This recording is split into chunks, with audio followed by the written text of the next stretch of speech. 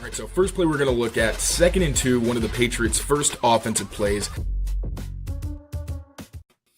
What's going on, everyone? Mike Kadlick, Taylor Kyles here for CLNS Media, back with another episode of the Patriots Daily Podcast, powered by PrizePicks, powered by Omaha Steaks, powered by Monarch Money, and today powered by a Drake Maye breakdown, talking about the Patriots quarterback and his performance against Tampa Bay last weekend. As we know, Pats won 28-23 and improved to 8-2 on the season. Yesterday, we did big picture, good, bad, ugly across the board for this team. Today, we're going to dive in a little bit more on the quarterback. I had some gripes with him. We'll talk about that. We will talk about a couple big-time throws he made. We will talk about Mack Hollins and Kyle Williams, both emerging as potential weapons and big play candidates in this offense. So we'll get to that in just a second. But before we do, it is a short week. We already have injury reports here on a Tuesday. Had one on Monday. Have one today as well. Taylor was down at practice today. A couple news and notes here. Joshua Farmer, Austin Hooper, both did not practice or did not participate today. Hooper with the concussion, Josh Farmer with the ankle. Noteworthy that Ramondre Stevenson was at practice and a limited participant today, as well as running back Terrell Jennings and running back Trevion Henderson, who was a full participant. Again, you can check out most of this on Twitter. It is a rather laundry list of names here, Taylor. But the big ones here, I would say, Kayshon Boutte limited, Terrell Jennings limited, Ramondre Stevenson limited. And obviously, it doesn't look like Austin Hooper is going to be able to go this weekend as he's still dealing with the concussion. Yeah, so I will start from the top. Joshua Farmer. I think he got hurt during the game last week because he didn't play a ton. They just didn't announce it for whatever reason, but yeah. I'm not totally sure he was healthy for that entire game. So unfortunate. I've talked about it. I'm a little bit worried about the run defense on a short week after their worst performance of the year against one of the best run offenses in the league, and especially an offense that, unlike the past 2 weeks where teams were able to have success but didn't lean into it, this team can only run. So they're going to keep punching you in the mouth until the dam breaks. So obviously a fast start is going to be very important in putting the Jets in a position where running is just completely a non-productive play. Austin Hooper being out, another loss in the other side of the ball in the trenches. With Austin Hooper, he's big in terms of being their inline tight end. He's one of their better blockers. Obviously a bit boom or bust, but definitely more boom than bust relative to some of the guys around him. I actually tweeted it today, but I do wonder if they wind up going with more 6 offensive line packages. We've already seen, to be fair, Jack Westover play more than Austin Hooper a couple of weeks ago, so he's definitely going to play. But when you want more push, like even today when Mike Vrabel was talking about Kairos Tonga at fullback, I felt kind of bad. He was like, yeah, we needed more power at the position. And I was like, Jack Westover was getting phased out here one way or another, and he's a great guy also. Sure. Like, he's smart. He does what he's supposed to do. Like, I don't mean to poo-poo Jack Westover because he's going to have a role, I think, in this game. But that was kind of telling. And I was ready to write a piece on Jack Westover and all that. But I literally was like, maybe let me wait another week because Tonga's pretty good at it too. Tonga's been good at fullback, and I feel like Westover now goes up. He kind of reverts back to tight end here now with Austin Hooper being so that might kind of give him a chance to stick around for a little while too. Yeah, so I think it's going to be a group effort to replace him, which people might not think. You see Austin Hooper, I think, maybe a more casual viewer, understandably, wouldn't think that's a big deal. But it causes a domino effect because you want to use Austin Hooper to help identify coverages, putting him in some unconventional spots. Again, just the run blocking. So Jack Westover, more in the matchup department, I think is where he's going to be used. I don't think he used Tonga at tight end. Fullback and tight end are different positions. And while Tonga looks like a natural at fullback, it's actually really insane. And he got a lot of love from Vrabel for his efforts. I wouldn't be surprised if I wouldn't love Vidarian Lowe to be the 6th offensive lineman, but from weeks 4 to 6, they use those packages like a couple times a game.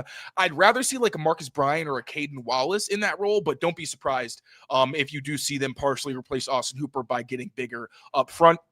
Yeah, unfortunate. Kayshon Boutte, Christian Ellis, Jack Gibbons, Terrell Jennings, Ramondre Stevenson. Kayshon Boutte impacts your ability to go deep to a certain degree, as we've seen the last 2 weeks with Drake's inconsistencies in that area. And then running back and linebacker. Right. 2 positions that are going to be really important in this game. Your depth might be shot. Now, fortunately for the linebackers, because they have the deepest linebacking core in the NFL, you still have Jelani Tavai, who's a very good player. You still have Marte Mapu to be on the field for more of those obvious passing situations. So it's not the worst thing in the world, but Jack Gibbons has been playing well for them, so it is a bit unfortunate in that area. And then running back, you might be down to Travion Henderson, Dearness Johnson, and Jonathan Ward. Is that Jonathan Ward, who they just signed to the practice squad, who's probably going to be elevated for Thursday's game. So those are two tough spots to be a bit shallow at. You got to really hope for maybe that one of these guys ends up being able to go, even though they didn't participate or were limited. But again, TBD. But the good news, Christian Barmore was a full participant. He was dealing with a back injury and was limited. All these guys I'm going to mention were limited and were now full. Garrett Bradbury, Calevon Chason, Jalen Hawkins, Travion Henderson, Marcus Jones, Marte Mapu, Charles Woods. Obviously very big to have depth at all those spots. So more good news than bad, but the bad news is not great right now. Yep, I'm with you. Especially on a short week, right? It's one thing where these guys can get healthy and rest up a little bit. You're talking about hamstrings, you're talking about hips, head, shoulders, knees, and toes is where I started to go in my own head. But like some of these things outside of concussions and I guess Kayshon Boutte's hamstring, it's like a lot of these maybe on a longer week, guys can get healthy. So long story short is we'll see what happens given that they have to play on Thursday. But this is what we have for now. And then Patriots will wrap up with a walkthrough tomorrow. I don't believe we'll get a full or we'll have some sort of injury report after that, and we'll be able to find out who's out and who's not or what have you. But also, Rob Gronkowski signing his one-day contract to retire a Patriot tomorrow, so we'll probably have something to talk about from that as well. That is true. We got that at 12:15 tomorrow. So we will have a Wednesday show per usual. We'll throw some Gronk in there as well. Again, like you mentioned, retiring as a New England Patriot tomorrow in Foxborough. All right, that was our beginning of Jets week, but let's revert back a little bit here. We're going to break down Drake Maye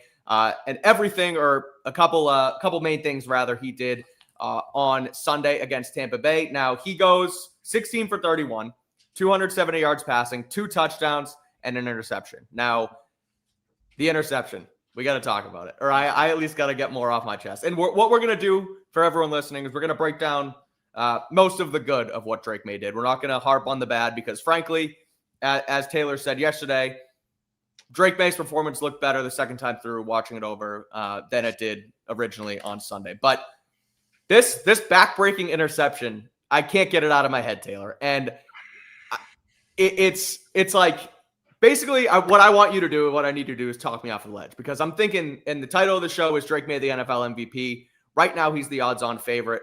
But watching this team week in and week out, I'm like, he's there. He's making it. He's climbing. And then for him to not win them that game, now, granted, they won. It was good. It's exciting, all that. But for him to not be the reason they won down the stretch has been sitting in my head. I'm like, why is he the MVP favorite if he didn't win them that game? I don't know if he's there yet in my own head because of that one play. Am I thinking too much? Am I harping way too much on it? Or was it that backbreaking?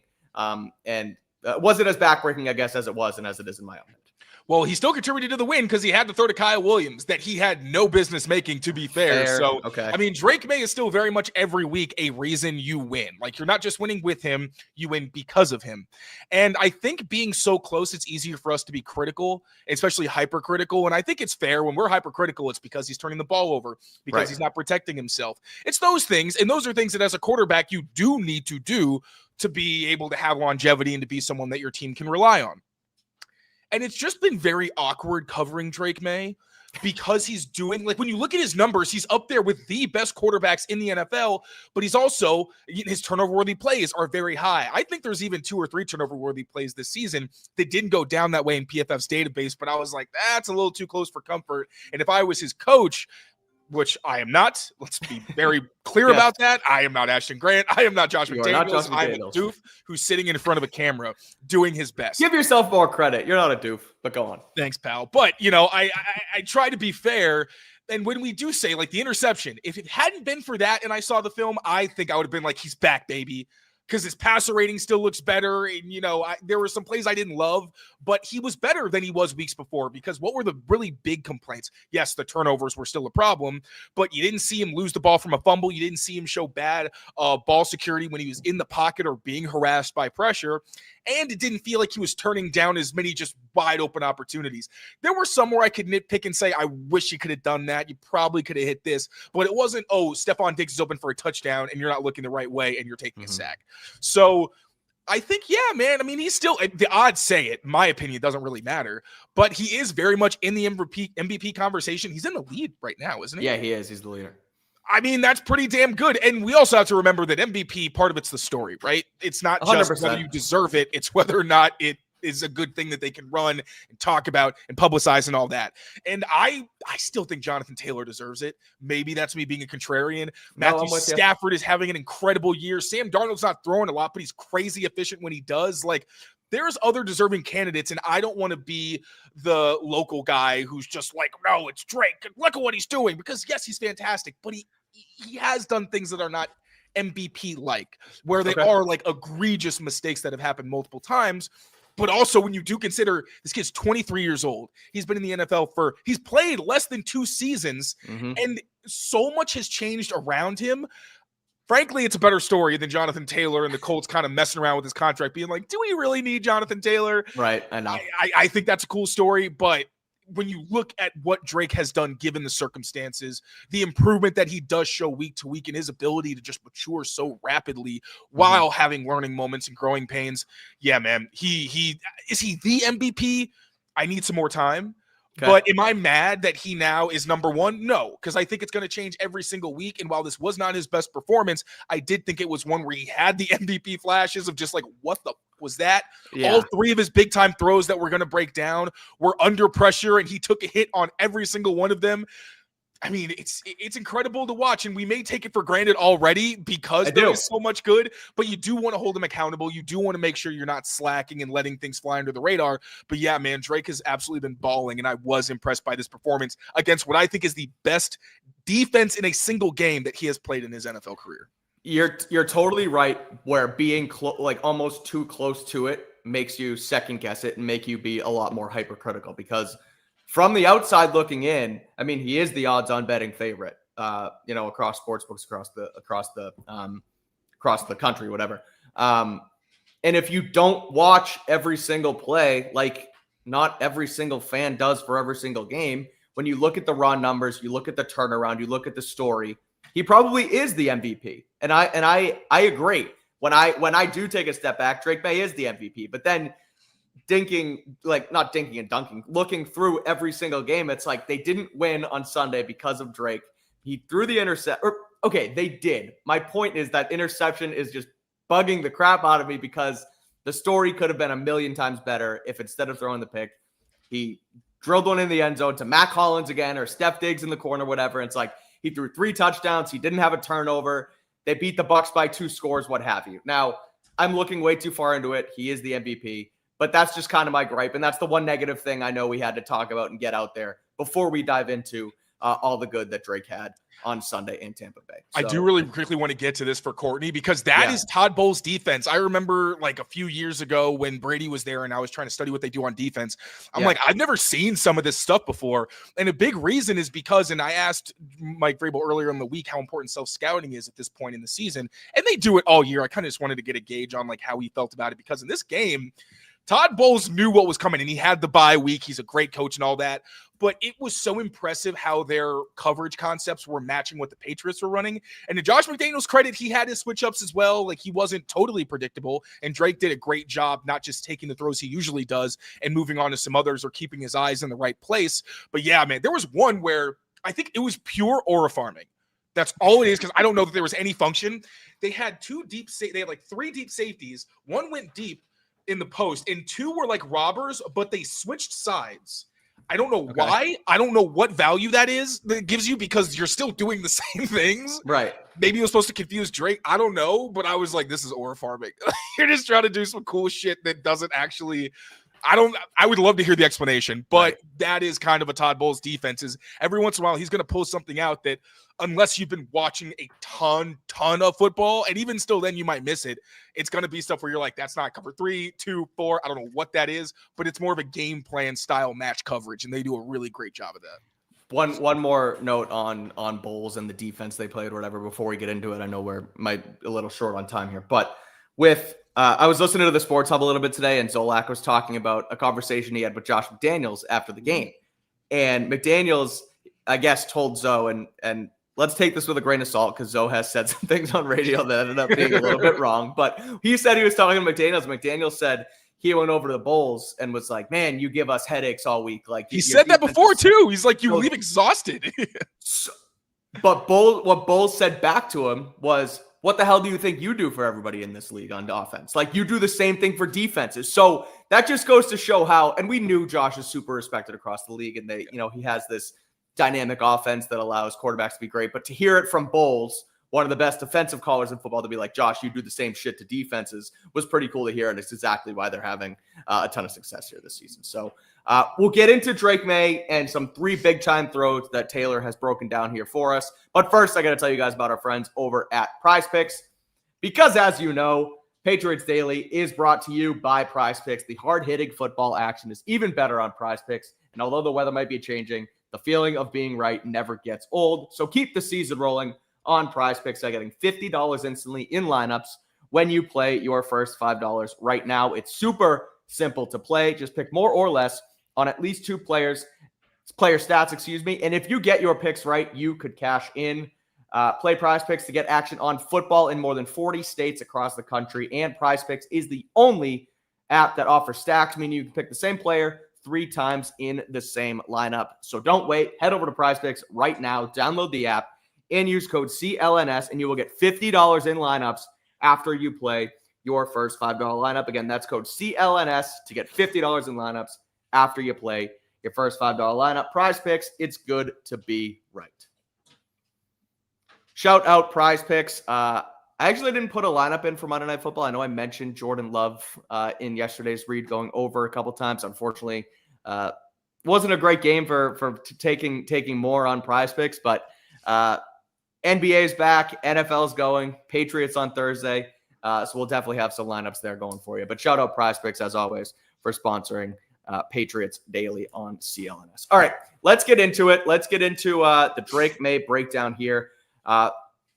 For a little inside baseball behind the scenes, Taylor sends me the rundown. I set things up. So I see this title, makes 3 big-time throws under pressure. And now I have 3 big-time throws that I saw in this game written down, but I don't want to spoil it. I want to see your breakdown and see if I got them right or wrong. So if you do the honors, take us through it. What did you see from Drake? Let me see these 3 big-time throws from Drake Maye and how he was able to get things going.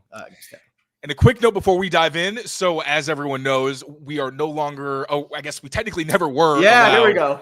To post NFL game tape and like footage. So I can't show you the plays, but a picture is not footage. So what I've tried to do is diagram over some certain screenshots of the plays to try to highlight the most important moments.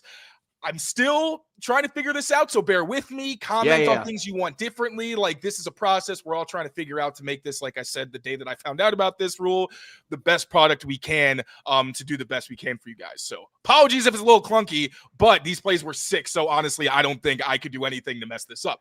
So, oh God, I shouldn't have said that. All right, so here we go. No, we're good. We got it. Can we get the Drake Maye? Yeah, I got it. There we go. So the first one we're going to look at is Kyle Williams' 72-yard touchdown, where he hit, I believe it was the 5th fastest time for a wide receiver ball carrier on a pass in the NFL this season. Dude was flying, almost hit 22 miles an hour. This play came in the first quarter with 11 seconds left on the Patriots' own 28-yard line.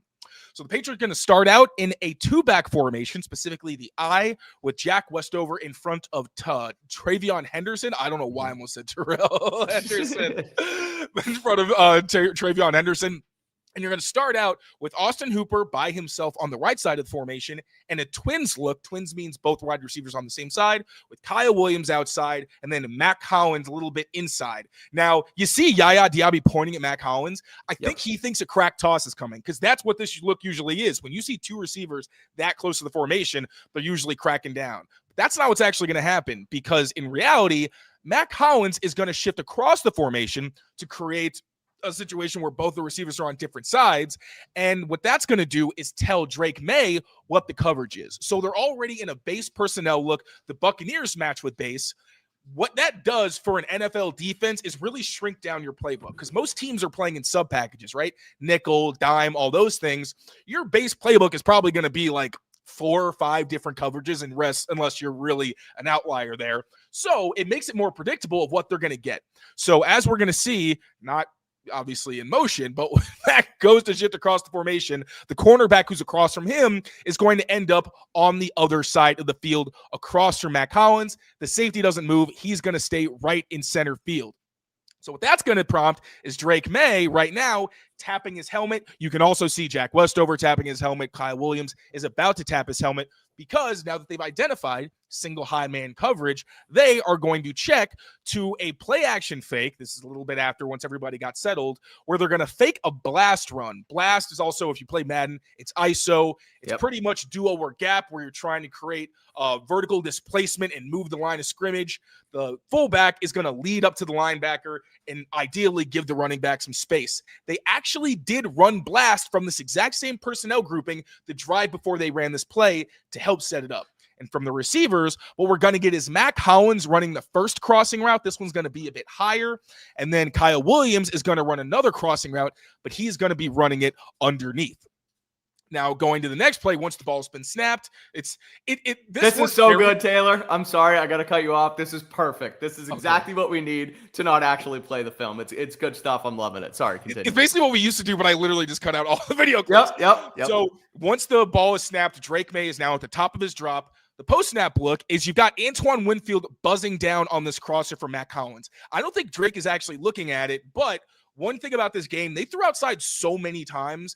I felt like, especially because of the Austin Hooper pass breakup, because of the Austin Hooper pass breakup by Antoine Winfield, and the fact that the last time they played the Buccaneers in 2021, Josh also had a lot of throws that went to the outside, and it felt like more than they usually did. So I was wondering, and I didn't ask anybody because I felt like I wasn't going to get a good answer for this, but I had a feeling that they were trying to just avoid putting Antoine Winfield in positions to blow up their receivers. That's something that Brady used to do. Very different game, obviously, but against the Ravens, he would talk about how against Ed Reed and Ray Lewis, he's like, I'm not throwing over the middle. I'm not putting my receivers in the hospital. Not necessary. So, again, Mack Hollins is open, but the safety's driving down on it. So instead, you got Kyle Williams running away from coverage against 21, but you also have this defender right here who's actually in man coverage against Austin Hooper. Because Austin's blocking, he's not going to add to the rush. He's just going to try to drop back and present some kind of coverage. But you also see Austin Hooper, who is in pass blocking, is kind of losing this matchup against an edge defender. Now, it's a mismatch. This is one of those where you really got to die slow. And Austin Hooper does a solid job of that, and he does give Drake Maye time to throw. But as you'll see, as Drake Maye cocks back to throw this one, there's a defender bearing down right on him. I highly doubt this was one he didn't feel. And you do have this defender buzzing underneath it. So if Drake throws this with no mind to that defender, this could potentially be an interception or a pass breakup. So what he's got to do is not only make this throw with the defender bearing down on him, he's also got to make sure he's leading Kyle Williams so he can beat coverage and beat this underneath defender and take him out of a potential play. And because it's Drake Maye, that's exactly what he does. The dude is on the ground, as you can see on the right side. He actually told us in his press conference today that he didn't see the catch because he was on the ground. But Austin Hooper's looking back. He's like, oh, crap. That looks like a beautiful ball. Is Kyle about to house this?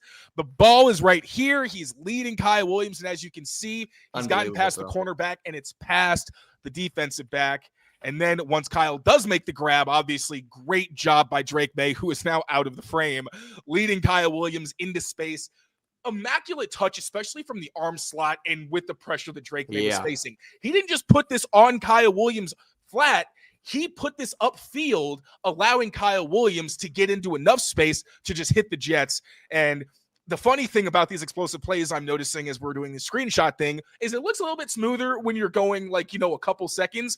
But when the play starts around the 40 and ends in the end zone, it looks a little something like this, where it's like, what the hell just happened? Did he teleport? Basically, he teleported because the dude hit, again, 21 point, I think it was 7-8 miles per hour, takes this from just around the 40-yard line and runs into the end zone. Very, very impressive play from Drake Maye, obviously, to make this throw again with the defender and the pressure bearing down and Kyle Williams hitting the Jets. And I do have the end zone angle of this. just for another idea of what Drake did on the play. So here, clean pocket, everything looks good. Austin Hooper isn't losing yet. Play keeps going. Oh, Austin Hooper did, in fact, lose inside, and Drake Maye is literally throwing this. I think you can even see him kind of fading back, knowing that he's about to take this hit. And again, like when you're looking at this, man, if he just puts this on a line, this might be an interception. Yeah. Right. But he doesn't, and he does take the hit. I don't know if I think I have one more shot, but yeah, that's a big hit, dude. This right in his rib cage, takes that shot, but it doesn't matter because that's crazy. There he is again. He's still on the ground. He cannot see, but he does lead Kyle Williams and put it out in front of the defensive back. So great job there. His ability to, and I'll move you on to the next one in a second, but just if you go back, can you go back 2 frames? Yeah. Mm-hmm. No, that's fine. Just, I know we talked about it, but one more. Him sitting right there with his feet not pointed at Kyle Williams whatsoever, with the D end in his face, his arm tilted back, and the fact that he doesn't, again, fire it in there because he's under duress, but is still able to hit that touch shot over that defender is one of the crazier throws I've seen him make all year. It's incredible. So just wanted to point that out again. But nah, man, he's on a roll, brother. This was crazy. And I don't even know if it was his craziest throw of the day, as we're going to see. He had a few impressive ones. So this is going to be his throw to Mack Hollins off schedule. This was just absolutely nuts. I tweeted about it last night, a Drake Maye story in 3 parts, where when you just look at the screenshots, without context, it looks like he was just like, I don't need an offensive line, and just makes this throw while literally surrounded by the entire Buccaneers defensive line. But we'll get into that. This was with the Patriots up 21-16, 3 minutes and 45 seconds left in the third quarter, 3rd and 7 situation. And I'll say this was a play that actually reminded me a lot of his completion in the Saints game to Mack Hollins. Very similar situation. That one, he was literally falling forward and threw the ball across his body. It was another dot to Mack Hollins. But on this play specifically, we're starting out 3 receivers set. You're going to go 3 by 1. Kyle Williams isolated at the top across from Jamel Dean.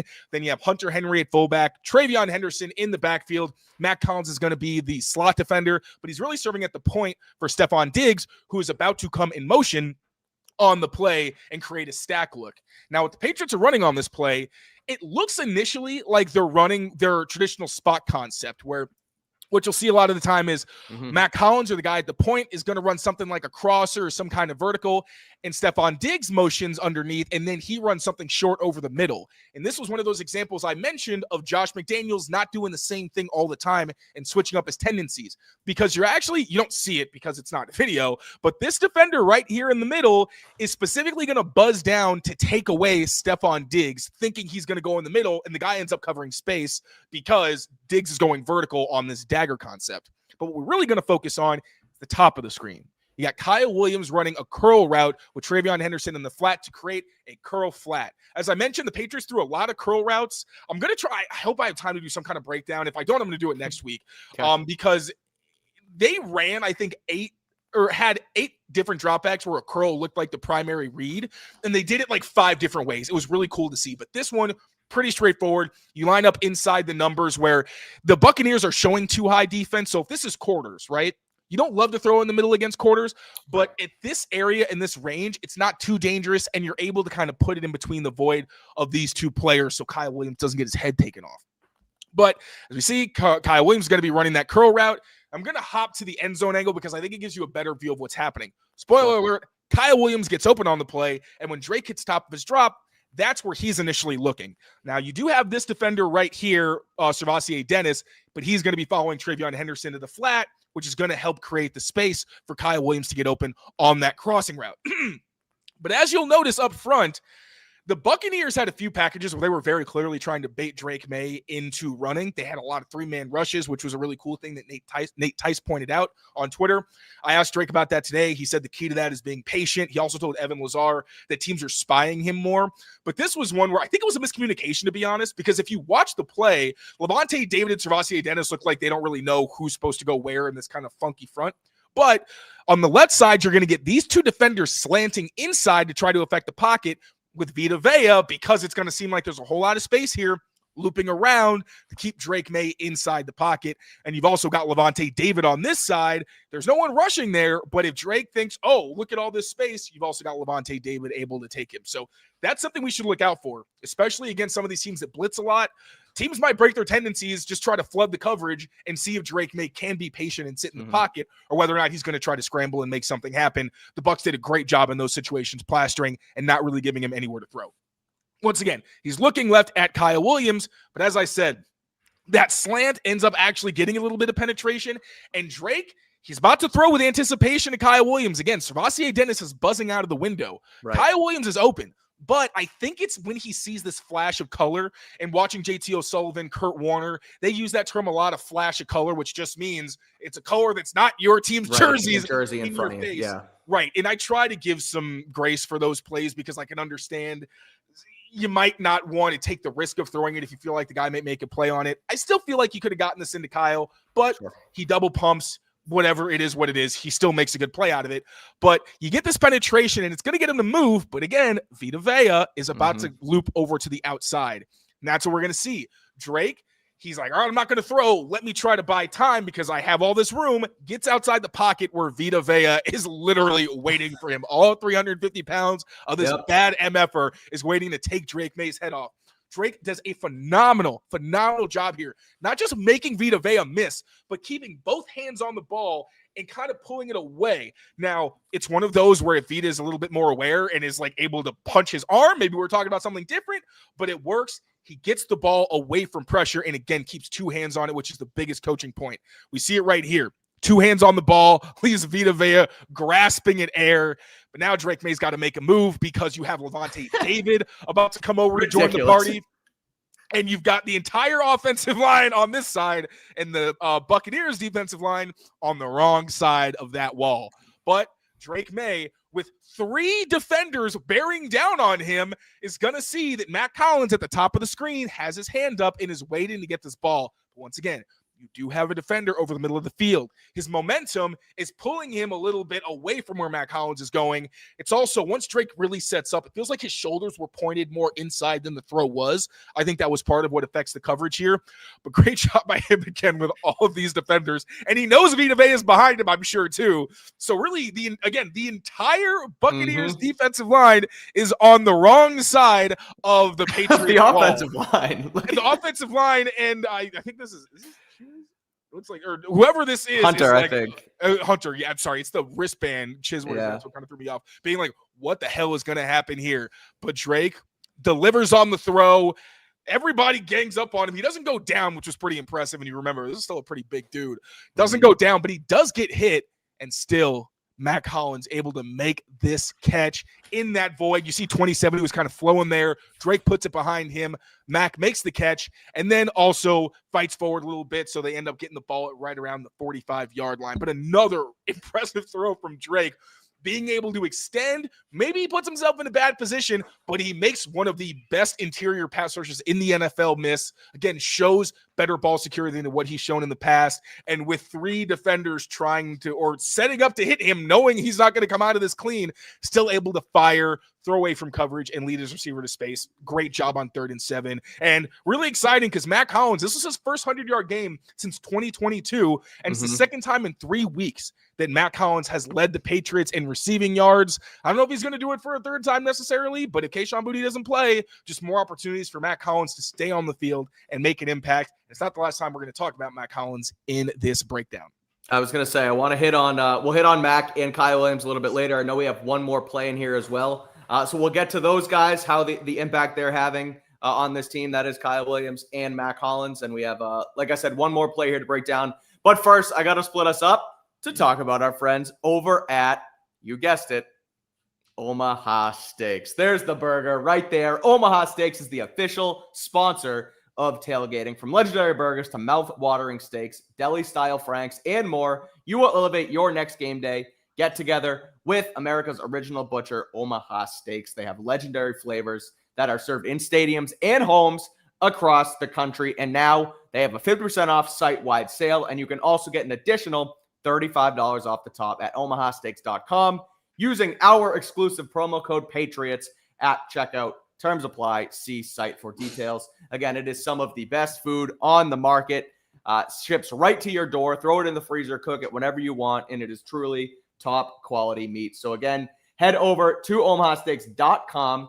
And with their exclusive site-wide offer right now, 50% off site-wide, you can also get an additional $35 off the top using promo code Patriots at checkout. Terms apply. See site for details. All right, we got one more play here, one more big-time play here from Drake Maye to break down. So I'll kick it back to you, Taylor, to take a look at that one. Thanks, buddy. So this is going to be... Sorry, I'm on screen. Where'd I go? Oh, I thought I died. Okay. So did I. I'm alive, and I'm back. There we go. And we are on the last play. So this is going to, of course, be the deep ball to Mack Hollins. Again, like I said with the last play, shades of the Saints game where Drake had a very similar play where he makes some magic happens, completes it to Mack Hollins in a relatively tight window, kind of off schedule.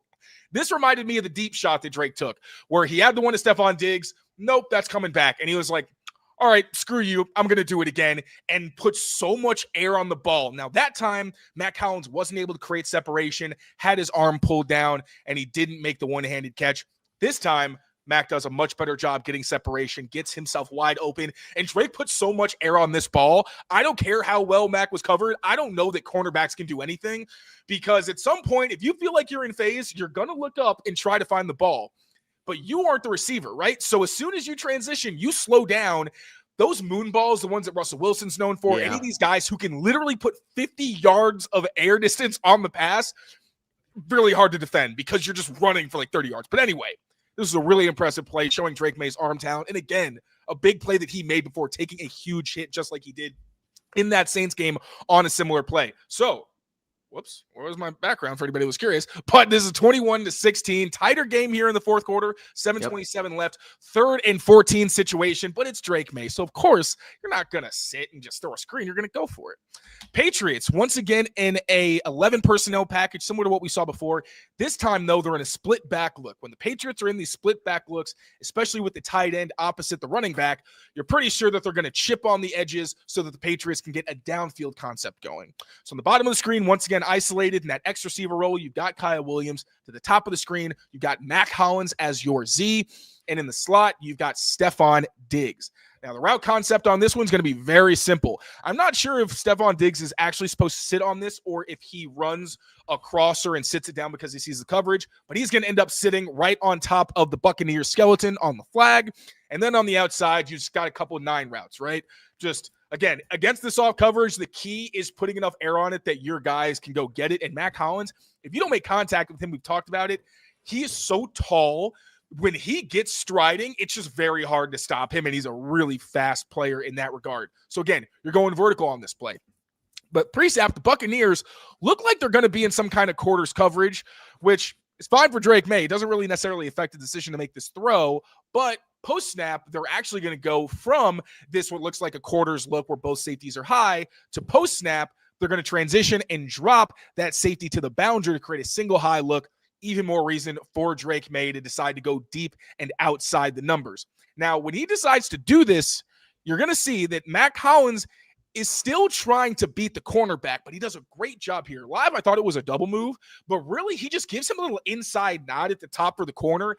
And with the cornerback looking at Drake Maye, who's clearly about to make a throw, and all the curls that they ran, my guess was that he's anticipating that Mack is about to settle this down because he's at the sticks. And they're thinking, oh, it's going to be another curl route. But nope, Mack, again, just a quick inside nod, but then he takes off.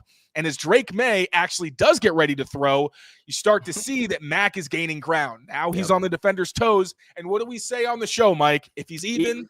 He's leaving, baby. He's leaving, baby. And once again, Drake Maye.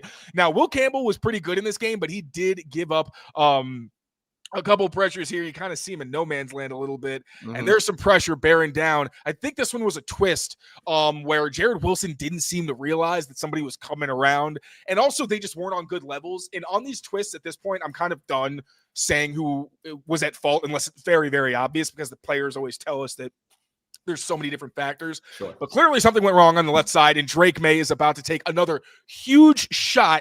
Like, look, this is an unblocked defender, and his ribs are very much exposed. But he wide doesn't open care because he's Drake Maye. Shout out to the NFL Stock Exchange, 2 of my favorites. I love you boys. But all right, Drake Maye letting this one go once Mack Hollins is starting to get even as he's about to take a huge shot. And like I said, with these long balls, it kind of screws me on the screenshot method because it looks insane when Drake lets this go as Mack is just around the 45. Mack doesn't catch the ball until he's past the 20. So much air on this. It allowed him to just keep running, get past the corner. He catches this ball, sets the Patriots up in the low red zone, and he actually kind of drags him a little bit, so it sets them up inside the 10-yard line. This was, I think, his best throw of the day. Obviously, the other two incredibly impressive, but to put that much air on it again, when you are setting up to throw, knowing you're going to take a shot, I don't even know if he wears a rib pad or rib guard? Flak jacket is the what flak it's jacket. But, yeah. Oh my God. Like I didn't play Madden back in the day. Yeah, right. Yes, the flak jacket. I don't know if he wears one. Maybe he should, because man, if you're going to be this brave, you got to protect yourself.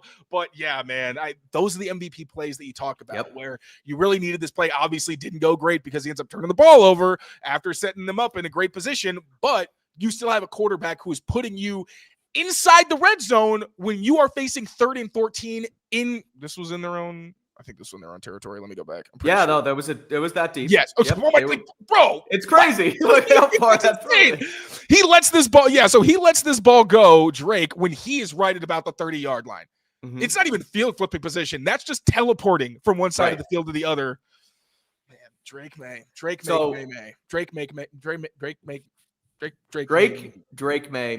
Am I having a stroke? Oh my God. So. That was crazy. Drake Maye.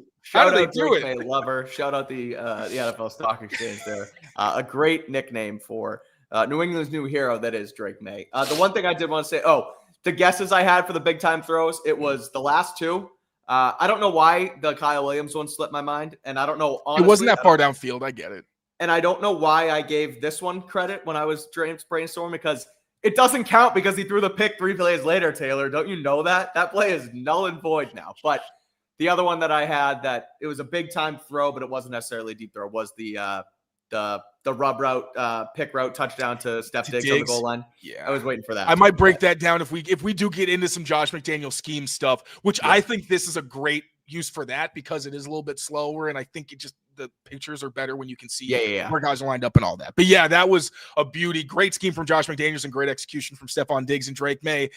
He's making so many big plays and awesome highlights that I can't even fit them all in my little quick modest breakdown. So there you go, man. Is Drake Maye right now the most deserving? I don't know. I really don't know, but he absolutely still deserves to be in the conversation and to be one of the guys that really is getting a lot of run, because it's just the things that he's putting on tape every week. Sure, there's mistakes, but as I've said plenty of times, he's doing 4 or 5 things that other quarterbacks can't do. Most quarterbacks can't do. Get a lot of good ones, but Joe Burrow's not making a lot of those throws. As much as I like me some Joe Gobert, Drake Maye's different. I'm with you. All right, I want to hit on Monarch Money here real quick, tell our fans about that, and then I want to pick your brain just a little bit on what you've seen so far from Mack Hollins and Kyle Williams, a little more specifically, before we get out of here. But first, Monarch Money. Feel organized and confident in your finances right now with Monarch Money, the all-in-one personal finance tool that brings your entire financial life together in one clean interface on your laptop or on your phone. And right now, exclusively for Patriots Press Pass Patriots Daily listeners, Monarch is offering 50% off your first year with code PATRIOTS at monarchmoney.com. Monarch is built for people with busy lives. So if you've been putting off organizing your finances, Monarch is certainly for you. So don't leave money on the table when you're making good money. It's easy to get complacent. But if you're not on top of the money, you could be missing chances to save more. So don't do that. Don't let those financial opportunities slip through the cracks. Use code PATRIOTS at monarch.com in your browser for half off your first year. That's 50% off your first year right now at monarchmoney.com and use code PATRIOTS. All right, so we hit on those Drake Maye throws there, but wanted to get a little bit more into the weeds on a couple of quick topics here. First of which is Mack Hollins, who I know we broke down that play there, but he truly has, the last couple weeks, emerged as a weapon for this team. A couple 100-yard games. Last week, 6 catches, 106. Obviously, the long one is there. We talked about it a little bit last night, that Mack Hollins has at least been a little bit of a surprise this season to me. I know you thought a little bit more of him throughout the offseason, kind of bringing him in. I thought of him more as just a knows the system culture guy, not necessarily a 100-yard producer. So I ask you, it was the first 100-yard game for him since 2022, I believe. So is this sustainable for Mack Hollins? Do you think he can continue to grow in this offense? Is this a ceiling? Is this a game plan pick and choose thing? Like, what have you seen so far from him in the offense, and more specifically on Sunday's game in Tampa? Yeah, we've talked about it earlier where there were so many times that Mack was open, wide open for huge plays, and for whether it was due to pressure, whether Drake just held onto the ball and didn't let it rip to him. Mack Hollins was getting open. We even had Stephon Gilmore tweeting out, like, y'all are sleeping on Mack Hollins. And I felt so vindicated because I've been like, yes, like, this dude gets open. Like, he's pretty good. Now, in the past, I think the biggest problem was that, like, yeah, he gets stuck on press at times. If you get a good press corner who meets him at the line of scrimmage, he might not get into his route because he's a big guy. He's leggy. It's difficult for those kinds of guys when you're not like an nth percentile athlete to be able to win in those situations. But there are certain ones, like when he's running digs and outs, he's got some shake at the top. And again, when he goes deep, if you don't press him, it's going to be tough, especially with a guy like Drake who can put air under it and let him just keep building momentum and being able to get open downfield. And when you consider how important his role is, and this is why I was excited most about the signing, was the Josh Allen year where you saw what he could do off schedule, the scrambling ability. He kind of pops deep a few times, especially in some big moments. They were inconsistent there, which I did note. And I thought that sometimes Mack Hollins didn't always capitalize on some opportunities he's gotten in the past. But like we saw this chemistry building with him and Drake Maye late in the summer. Felt like it kind of took a step back early in the season, but now they're cooking again because Mack's getting more opportunities. And the fact that he can play tight end, be an insert receiver where he looks like he's blocking, but it's a play fake and he's actually taken off downfield. Right. That is such a huge thing to have. And you need it in this offense. That's where Julian Edelman thrived. That's where Jacoby Myers thrived, was you knew when they were close to the line, you had to respect them as blockers, and that got them open a lot of the time, especially against man coverage. So I could see Mack Hollins continuing to be one of their better receivers, but at the same time, like in this room, it's hard to say. Like, I think when Kayshawn comes back, he's still going to produce. Like, I think we're still going to have games where Mack is going to be really quiet. But I also think that he's showing that when Drake does go to him, especially in critical moments, he'll pay it off. Even the curl that didn't count for a third down conversion, I think it was because so when I looked at it again, when his feet both got down, he wasn't at the line of scrimmage, or he wasn't at the six. Yeah. And like once that second one was there, he was just short. But I mean, that was a great effort. He tries to, no one's around him. Usually I would not like a receiver pointing the ball out like that. But in that situation, there wasn't a lot of traffic. So he's showing, man, he's a veteran. He's reliable. He's giving you his own version of the Stephon Diggs thing where it's like, this dude's been in the league for a long time and he does what he's supposed to. He's not Stephon Diggs. But yes, I do think he's going to continue to be a prominent member of this offense. I don't necessarily know that he's going to rack up 100 yards every single week because that's not exactly how this offense operates. But it's been encouraging and exciting to see. I just would like more consistency in the run game. I'll say that. Okay. It's so weird how he'll have some awesome blocks and then some where he just doesn't even touch the guy. And I've also asked him sometimes, like, tried to kind of give him a way out, but he's a very accountable dude. And he's like, no, I was supposed to. Like the Jabril Peppers fumble. That was one where I was like, you were definitely supposed to block him, right? He's like, yeah, no, I didn't get my guy. So kudos to Mack Hollins. Again, 2 of the last 3 weeks, he has been their leading receiver. And Drake, like we've seen it with Kyle Williams, the touchdown was great, but earlier they didn't have their best chemistry, right? And there was a little bit of like clunkiness going on, but you're not seeing that with Mack Hollins. So I just lost my train of thought on Mack Hollins. He's breaking brains, man. He's broken my brain. He's Encino man, like Mike Vrabel said yesterday. But what is Encino man? I don't know what that is. Is that a white people thing? I don't know either. I looked it up yesterday and tweeted a picture of the guy. It's got to be some sort of, I think it's some sort of movie from the 70s. It's Brendan Fraser. This looks like a very white movie. Yeah, I'm not a movie guy, so I'd never seen it. I assumed it was funny, and I tweeted it yesterday after Vrabel said it. But he does. There's a little resemblance there with the way he dresses and whatnot. But the one thing I was going to say on Hollins before we move on, there it is. Yeah. Yeah, I can see it. Yeah, I can see it. I can see it. Yeah. Oh, so this is Mack. yeah, there we go. Okay. I like it. That's funny. Yeah. Okay, that was pretty good. On Mack Hollins, he plays his role perfectly. And it's obviously he's not a tier 1 superstar wide receiver, but he shows up in those big moments when you need him. Kayshon Boutte's out for the game, so you need another sort of deep threat, X receiver, go-to guy in the moment. And he was exactly that for them. He showed up for the assignment. He understood the assignment, as the kids say. And I am so embarrassed that I even just said that, but he did. He got it done. And we are too old. It's too bad.